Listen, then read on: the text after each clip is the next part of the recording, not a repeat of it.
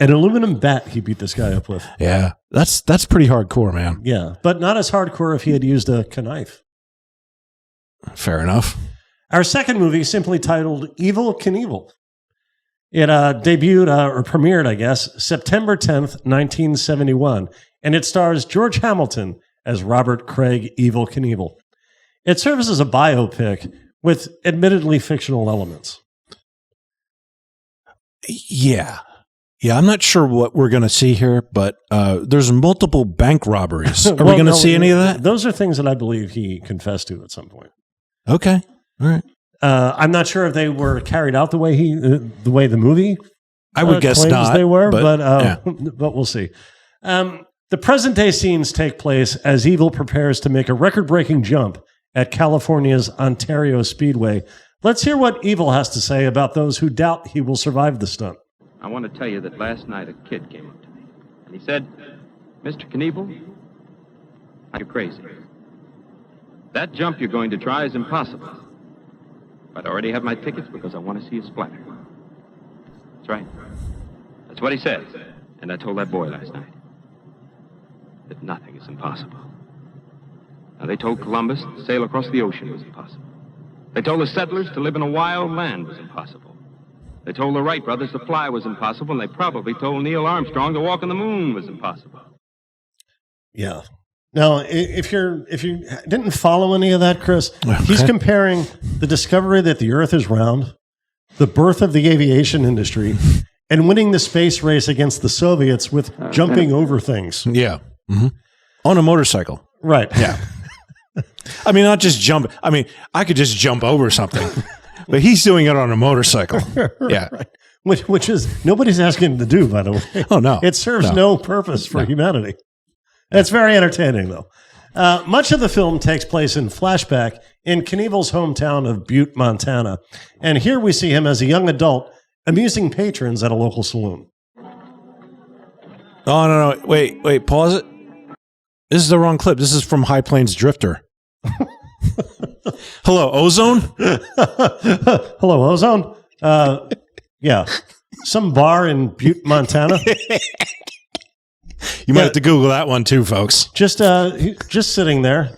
He's with some dude who's about to make everybody here an accessory to grand larceny. Yeah, I suppose there is someone else I should have called instead. And yes, I do realize this makes no sense to our audience. Yeah. Okay, I'm going to hang up. Let's see the rest of this. How's it going, Evel? Oh, hi, Evel. How are you? How are you tonight? Fine. How are you doing? I don't know. I'm sort of edgy. Edgy? That's right. What are you edgy about, Evel? Things. You know, things that get you edgy. What sort of things? Oh, Jim's having a good time. Hey, Rod, give me a drink. Oh, yeah. Sit down. Sit down. Roger, give me a scotch, one for Pat. All right. Scotch is a gentleman's drink there. What's on your mind, Evel? He's the sheriff. So what he does is he Are we not going to see what happens after this? We're not going to see what happens because it's too lengthy to it's very actually see the whole thing. But he robs the sporting goods store across the street from the pub and cuts everybody in on it because they help him out with it. Yeah. I thought it was a bank, but whatever it was, I don't know. I know what it wasn't was the city hall, because later when he robs the city hall, there's a neon sign that says City Hall, because that's how local government works, right? Neon sign, tax collector, City Hall, district judge, a neon sign, right? All right. Yeah, we're actually not going to see that, but we do have to mention that because that's one of the crimes. There's a lot of crimes in this motion picture. See, I didn't realize that. Well, I didn't realize from reading his Wikipedia, which is how much research I do for this, that he was a former criminal. I thought they just threw in bank robberies because that was popular at the time. I was thinking of like Butch Cassidy and the Sundance Kid. or Bonnie and Clyde. Bonnie and Clyde, which I think came out a year before this. Bonnie and Clyde came out in 67, which Okay. would have been 4 years. Okay. Butch Cassidy was actually only a couple years before this. But I thought they just threw it in because that was popular. I didn't realize he's an ex-con. The last movie we talked about, he's moralizing to everyone about not using drugs and helping out orphans. He's a bank robber. I think they zeroed in on the felonies because of Bonnie and Clyde and Butch Cassidy. That was what I was thinking. Yeah. But not that those things didn't happen. They focused on them. Yeah. In fact, Bonnie and Clyde, I believe, is there twice mentioned in this film. That was exactly what I was thinking. But it makes if you then watch the 1977 film where he's lecturing people on not using drugs, then it seems kind of, I don't know if hypocritical is the right word, but. Well, later in this movie, he does pontificate against drug use, especially because certain, I guess he's talking about biker gangs. Through their drug use and basic ruffianism, they're giving bad names to people who ride motorcycles. To us upstanding bank robbers. Well, we're not going to see Evel make his first jump, but we are going to see what happens just before he does. Yeah. This happens at a Wild West show, and he stops at a food truck on the premises. Now, I don't know what the name of this business is, but it should be called the Why Bother Asking Cafe. Want a cheeseburger? How do you want it, medium or rare? Medium rare. You take it like it comes out, fella. Don't ever razz a man that's cooking your food, and don't ever send nothing back. I spit my eggs once and then tell me about it when I had them almost empty. What'd you do to him, boy? Don't remember. I never forgot them eggs. Want something to drink? Beer. You like some whiskey? By the way, the guy working at the food truck, Yeah. cameo appearance by Ralph Williams. You want something to drink? Yeah. Ignorance everywhere, Chris. Yeah. So Evel jumps over two pickup trucks end to end. By the way, I mean, he did. How do you want that? Medium rare? Yeah, you get whatever. Yeah. Yeah. How do you want your eggs? Sunny side up? Scrambled. You're going to get it scrambled. It reminds me of, I don't know even why I'm bringing this up, but the other day I was out and somebody asked for their eggs well done. Have you ever heard of such a thing? I haven't. Yeah. What are eggs not well done? A soft boiled egg? I don't know. It was, I never heard it before, but anyway. Me neither. So Evel makes his jump, and a career of doing things equal parts mesmerizing and unnecessary begins. So then we return to the present, where Evel calls for a visit from his physician. It hurts. You don't say. Any fever? Are you hot or cold? Do you have any temperature at all? Does that have to do with the broken leg? It isn't infected or anything, is it? Put your hand away. That didn't hurt, did it?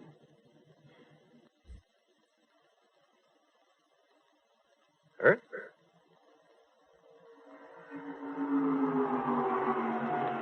Here? Well, come on now, it didn't hurt that much.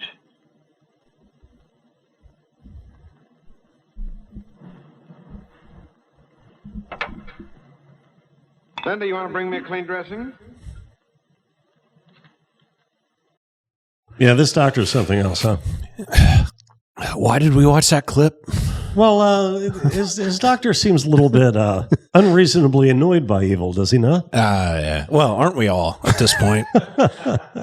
Are we going to talk about the woman who plays his wife in this? Yeah, the woman in the corner is Evel's wife, yeah. Right, but she played Lolita. She played the original Lolita. Correct, yeah. In the Kubrick film. So, yeah, if you've also picked up on the doctor being unreasonably annoyed by Evel, you're not wrong. It isn't explained yet, but he has a very odd axe to grind. Explained following Evel's famous Caesar's Palace jump. The actual footage is actually part of this film, so let's take a look.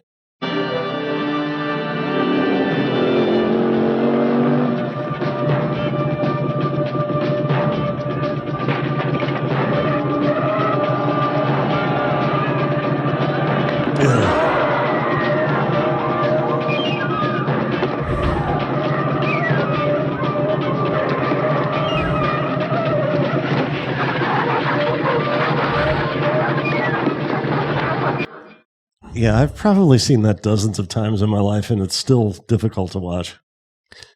Yeah. So that colossal fish sandwich of a landing leads to surgery. And here, No.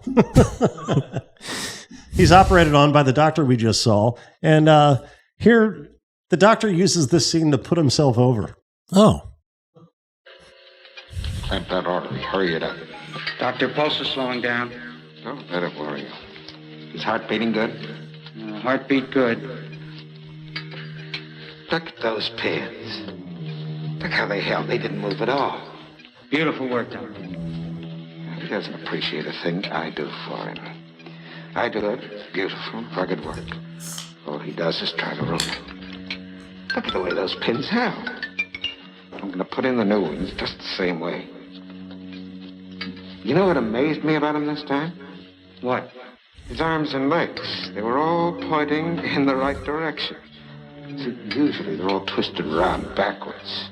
Swats. This time they were all pointing correctly. Just All right. Can we pause? Yeah, we're done. We're done. Steve, I don't mean to criticize you, but I'm flummoxed by the clips you've chosen to show from the. What did we just see? We saw this doctor basically saying, "I am the wind beneath evil's wings." Oh, okay. All right. I got a little bit. You know what it was, Steve? I was distracted in the very beginning of that clip. The doctor said, "Is his heart beating good?" And call me a grammar Nazi, if you will, but I don't want to hear my doctor say, "Is his heart beating good?" rather than, "Is his heart beating well?" Sure enough, yeah. I don't know. Is there a chance he said, "Is his heart beat good"? That's probably what it was. Yes. Well, I certainly hope so. Yeah. That would make one rest easier on the operating table. So we're back in Butte. This is another flashback. Yeah, Butte is a city in Montana. Yeah. Yeah. Evil is on the run from law enforcement. That's the only thing I know about Montana. Oh, yeah. It's also pretty big. Is it the third largest state? It's that could be. I'm not sure. Yeah, I think it is. I'm not sure. There's also that's where all the dental floss is grown. So he's on the run from law enforcement, and the charges, I guess, would have been reckless driving and public endangerment as a result.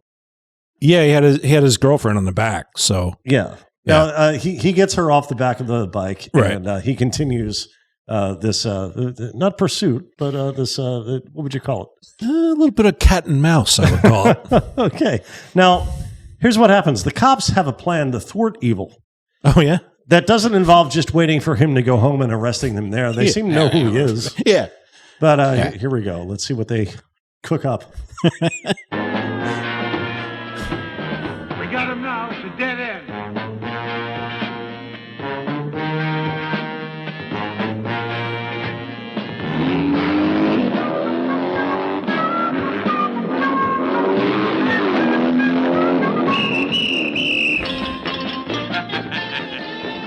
I've never seen anything like that. Come on, let's catch him. Yeah, they could not have come up with a worse idea. You would think those guys would have learned their lesson from that time they tried to find a fugitive on the lam by setting up a roadblock next to a field full of idling helicopters. Well, if they did learn their lesson, though, next time they painted a picture of a road into the side of a cliff and waited for him to run into it. So now this movie goes back and forth to the past, to the present. We're back in the present. It's not in chronological order at all. Yeah. No. And Evil's wife is working on a scrapbook, and she makes a suggestion. This is the Lolita chick. Yeah. Wouldn't you like to go someplace quiet? He's not tight enough. You gotta hold the legs together, keep the bones in place. The other ones are in the drawer. What about it?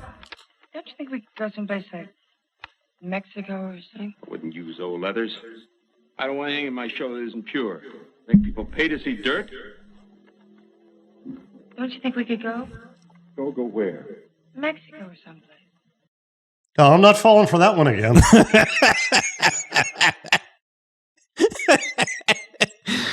As we mentioned, there's a lot of Evil's past that we're not going to get into, mainly his criminal history, although we are going to see one additional thing. We talked about him robbing City Hall with dynamite. He used TNT to blow a hole in the wall so he could access the safe where they keep all the taxes, which are paid entirely in cash. Yeah, I mean, this is major. You're talking about like 10, 12-year sentences in a federal prison for the stuff that he's casually throwing off as hijinks. And a lot of what the other things we've glossed over deal with the courtship between him and his wife at the time of production. Lolita. Yeah. She was a student at a school in Missoula, presumably community state. Right. She was living in a boarding house for co-eds. Oh, wait, we're going to see that, though, right? Yeah, we are. Right. And we're not going to go into it because someone's about to ask him about it. Let's hear Evel's matter-of-fact response. Do it. Is it true that you kidnapped your wife? Let it play. Let it play. Of course it is. There you go. Yeah. Of course it is. Yeah. I mean, if you've already admitted to robbing several banks, kidnapping your wife, yeah, I did that. Well, what he wants to do is he wants to whisk her away and marry her. Yeah. So he went for the whole Richard Gere officer and a gentleman move, although he wouldn't have had that frame of reference at the time. Right. And he, of course, puts a very Evel Knievel spin on the whole thing. Yeah. Let's take a look.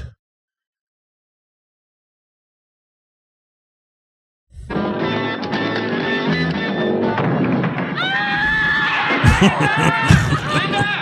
There's a man in the house! There's a man in the house! Linda, I'm coming to get you!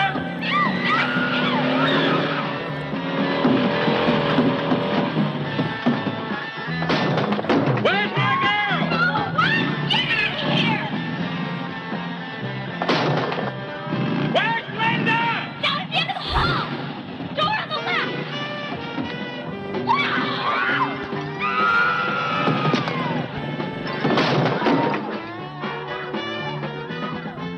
Get on! You know we're not supposed to have any male visitors at this time of the night. Yes, he's still here. He's upstairs. He's coming down now. Send someone quickly, please. Mommy, we could be killed. Yeah. So that old lady who runs that dormitory or whatever it is, her chief concern was that there was a man in the house, not a motorcycle. If a woman had shown up on a motorcycle and torn the door down and run roughshod all over the place, that would have been, that's par for the course. There's a man in here is the problem. If he had done it at a more agreeable hour. Right. Before 10 p.m. is the right time to run a motorcycle through the dormitory. What a ridiculous... Can you imagine if you actually did that? Like, he busted on a naked lady. Like, he'd be up for. I mean, you can't get away with that in 2023. No. I don't think you could have gotten away with that at any point in history. I don't know. So this jump at Ontario Speedway that he's been gearing up for this whole time was an actual event shot for the film. Yeah, he actually he only got paid $25,000 is what I read for his rights for this film. But he agreed to do this stunt as part of the film. Maybe that was like maybe he got the gate for that. I don't even know why I'm talking about this. Who the hell cares? But what we're about to see is Evel Knievel. I want to know if Evel Knievel got the gate or if the film production. If they got the money for the $2 tickets that they sold to this. Maybe this is why, Chris. It's the minutia. I'm kidding. I'm as guilty as anyone. Relax. I know. So Evel performed the stunt, and in doing so, set a long-standing record of leaping 19 cars spanning 129 feet. Right, but they're not lengthwise. See, here's the thing. You market it as 19 cars, but you could have achieved the same thing by laying 6 cars end to end. You lay 19 cars side by side and on top of each other. It's all whatever. Okay, well, it's all. I mean, who was this was entertainment in the 70s. I love it. Well, let's see this.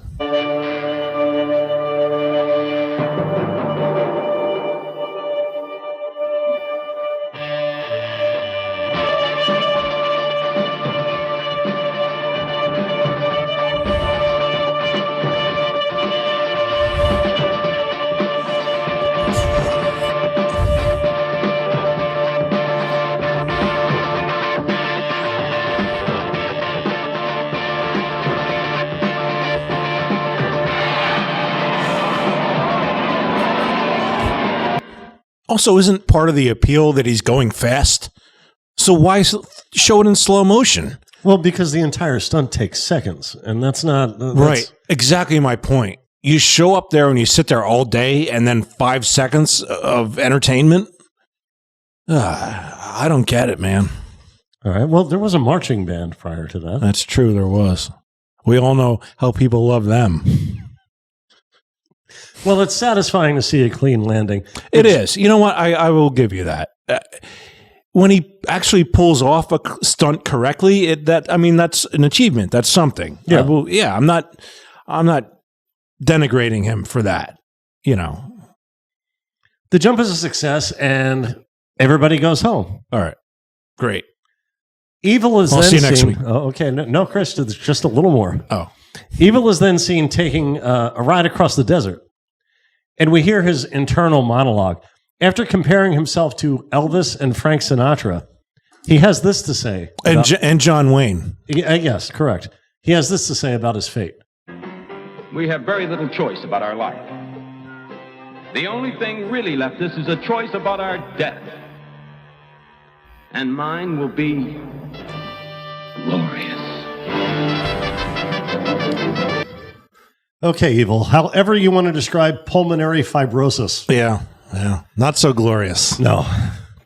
He died at 2007, though, which is pretty impressive for a man of his trade. Well, sure. Yeah. That ending here, it suggests that he's planning on jumping across part of the Grand Canyon.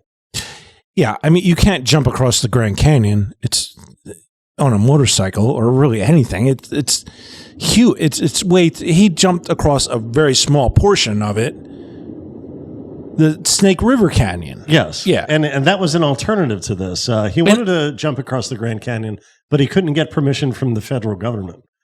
Well, it wouldn't have been possible, and he didn't do it on a motorcycle. He did it on a rocket car. Yeah.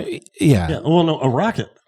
Just a rocket. A rocket. I guess a rocket car is not a bad way to describe it. I mean, but these are all things that happen within a few years of this movie being made. It's also something that happened in a Wile E. Coyote cartoon.